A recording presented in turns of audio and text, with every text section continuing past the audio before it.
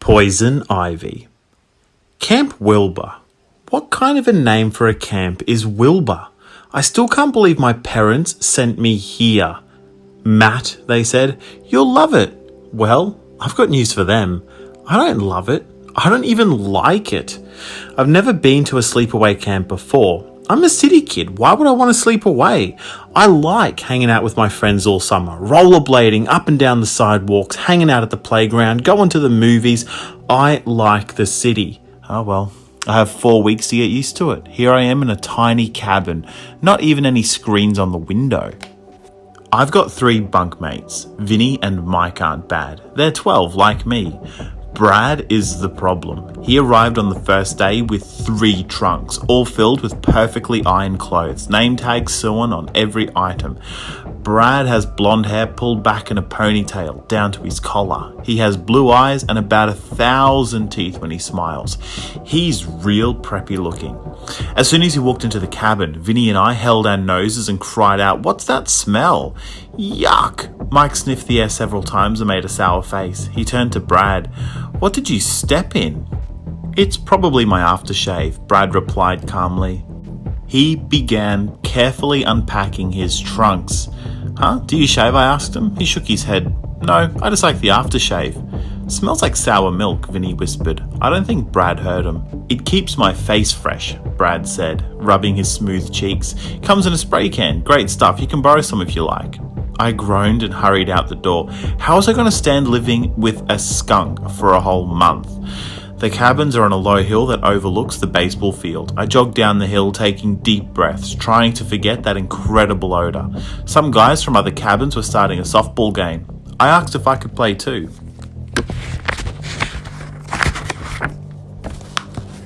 The rules at Camp Wilbur are really loose. The place isn't organised at all. The rule is pretty much do whatever you want, just don't get into trouble. "You can play left field, Matt," a kid named David told me. He waved to the outfield. "Anyone got a glove?" I called, trotting over the grass. "You won't need it. No one here can hit that far," David joked. At least I think he was joking. "Matt, watch out for that poison ivy," a kid named Jonathan called. "Huh?" I glanced around. "What poison ivy?" It wasn't that hard to find. I spotted a large patch of the stuff on the edge of the outfield. It was starting to grow over the path that led to the main lodge and the dining hall. 3 leaves. A plant with 3 leaves. That's how you identify poison ivy. Even a city kid like me knows that. I gazed at the square patch for a second. Then I stepped away from it and turned to the home plate, just in time to see the first batter send a high fly ball sailing out to left field. Leaping around the poison ivy patch, I raised my hands and got under it. "I've got it," I called. I didn't have it. The ball sailed over my head. By the time I chased it down, the batter had run the bases and was sitting in the grass drinking a Coke. I told you I hate camp. That night, I was awakened by a loud, scratching sound. I sat up in my bed and listened. Scratch, scratch, stretch. The mosquitoes are doing push-ups I decided. I settled back on my pillow. But the sound repeated, scratching, stretching, a dry rustling from outside. It wouldn't let me get back to sleep. I climbed out of bed and crossed the cabin to the window. My 3 bunkmates didn't stir. I peered out at the purple night. The trees were tall black shadows against the clouded sky. Nothing moved. The leaves didn't rustle. Something else was making the sound. Scratch, scratch, stretch. I was wide awake now. I decided to check it out. Silently, I put on my high tops and crept out into the night. I glanced up and down the hill. Totally dark. Not even any lights on the councillors' cabins at the top. No moon, no stars, no breeze. I turned and followed the sound down the hill. It grew louder as I approached the baseball field. Scratch, scratch, stretch.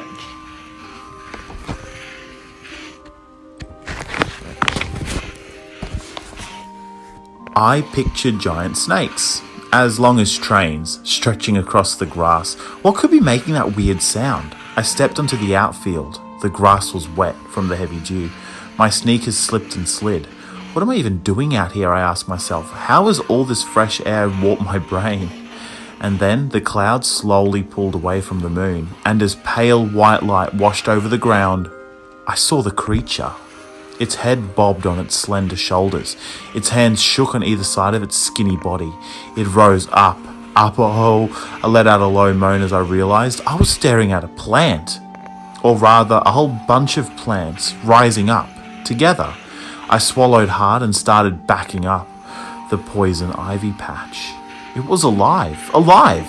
The 3 leaves formed a head and 2 hands. They bobbed as the plant stretched on its vine, stretched over the baseball outfield. Scratch, scratch, stretch. I couldn't believe it. It was horrifying. Long tendrils reached out toward me, curling through the darkness. I turned and ran. I slipped and fell in the dewy grass, but I scrambled to my feet and ran even faster. I burst into the bunk. The screen door slammed behind me. "Hey!" Vinny cried out sleepily. "Poison ivy," I screamed. "Run! Run!" "Huh?" Vinny sat up, rubbing his eyes. "What's up?" Mike jumped from his bunk. "Matt, what is it?" Brad groaned. "Give me a break. It's still night." "Run!" I cried. "Poison ivy, it's coming. It's coming up the hill." They laughed. Do you believe it? They laughed at me. I guess it sounded kind of stupid, and I guess I was exaggerating just a little. It was so dark out there, I probably imagined the whole thing. Vinny and Mike accused me of having a nightmare. Brad just groaned, rolled over, and went back to sleep. Took me a while to calm down, but then I fell back to sleep too, and dreamed about long green snakes. The next morning, the poison ivy patch had crept over the entire baseball diamond. It covered the outfield and the bases, and it had spread over the path that led to the main lodge. "Hey, watch out!" Some guys playfully shoved each other into a poison ivy patch as we made our way to breakfast.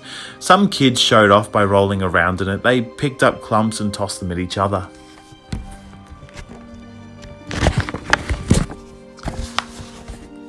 They claimed it couldn't be poison ivy since it grew so fast, but they were wrong. By that afternoon, about half the kids in camp had horrible red rashes all over. They scratched and moaned and groaned. The camp nurse ran out of lotion by dinner time. That afternoon, the poison ivy had spread over the soccer field and the archery ground, and it had climbed halfway up the hill to the cabins.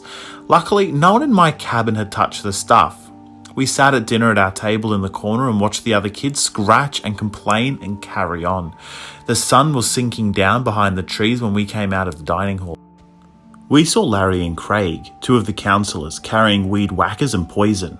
"See you later, guys," Craig called. "We're going to knock out that poison ivy patch if it takes us all night." Craig and Larry slapped each other a high five.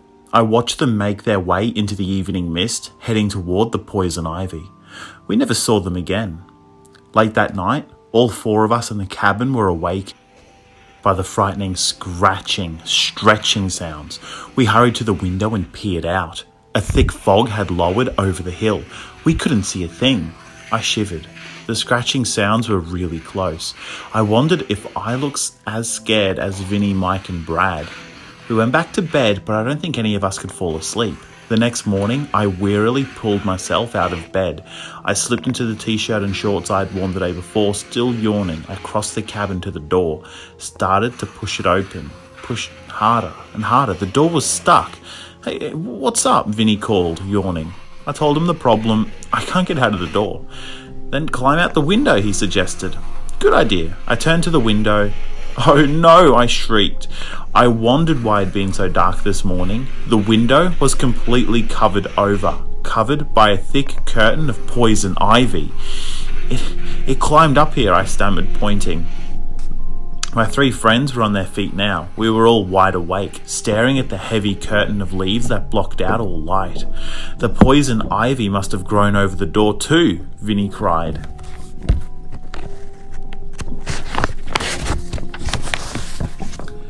As we stared in horror, the ivy started poking into the cracks of the cabin. Long tendrils uncoiled and reached in for us. "Help! Somebody help!" Brad shrieked. "Come on," I cried. "Let's all try the door." Vinny, Mike and I ran to the door and started to shove. We lowered our shoulders into the front door and pushed with all our might. Brad hung back, clinging to a wall, trembling in fright. I turned and saw the ivy tendrils reaching into the cabin. We pushed again, a desperate shove. Yes, the door budged. Just an inch. We could see the thick poison ivy that had grown over the entire cabin. "Don't touch it," Mike cried. "Brad, come help us," I called to him. "Hurry, we moved it a little, but we need your help." "Hurry, we've got to get out of here," Vinny urged, his eyes on the uncoiling tendrils. Brad obediently joined us at the door. "Everyone push on the count of 3, I cried. 1, 2. Brad stepped to the front, lowered his shoulder to the door, and to our surprise, the poison ivy appeared to creep back. We pushed the door open another inch, then another inch. "Shove hard," I cried. "It's retreating or something." "We need only a few more inches, then we can slip through," Mike shouted. Brad leaned forward. The plant backed up. Brad leaned further. The plant moved back. "Why is it doing that?" Brad asked, turning to us. "I think I know," I cried excitedly. "It's your aftershave. The plant can't stand your aftershave." "That's impossible," Brad cried. "Everyone likes my aftershave." "Get the can," I cried. "Let's try to spray the poison ivy." Vinny quickly ran to the shelf over at Brad's bed.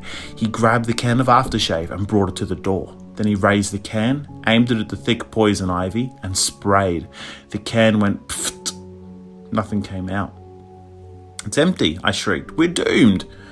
"No, I have 12 more cans," Brad cried, "but I don't want to waste them." Ignoring Brad's protests, we pulled the 12 cans from his trunk. I ran to the door, raised the can, and sprayed.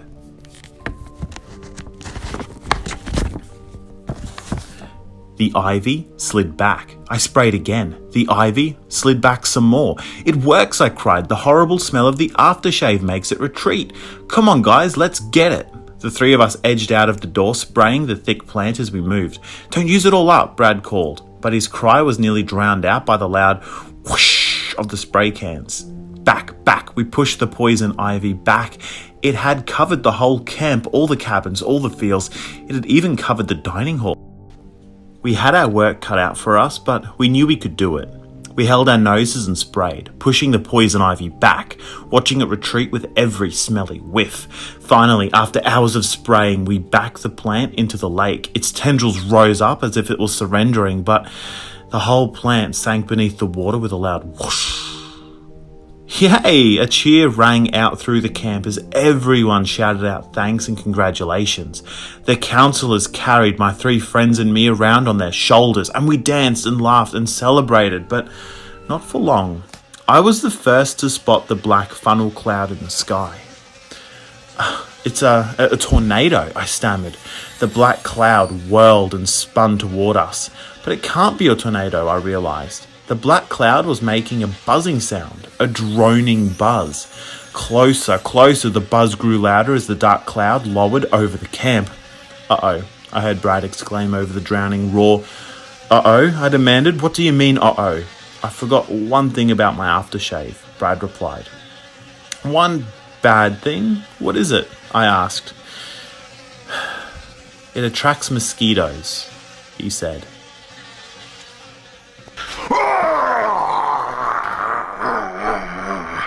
Just kidding, guys. It's just me. Hey, look, if you are after more chills, thrills, and... Did I mention chills? Please subscribe to the Leftovers channel. I'll be doing a whole bunch more super spooky material, especially the Goosebumps book reading. I've tracked down every single one of those 10 tales to give you goosebumps, and I will be reading each story. So subscribe, hit that little bell icon so you can keep getting notified. You know how the system works. And yeah, tune in next time for some more Leftovers from the Leftover Culture Review.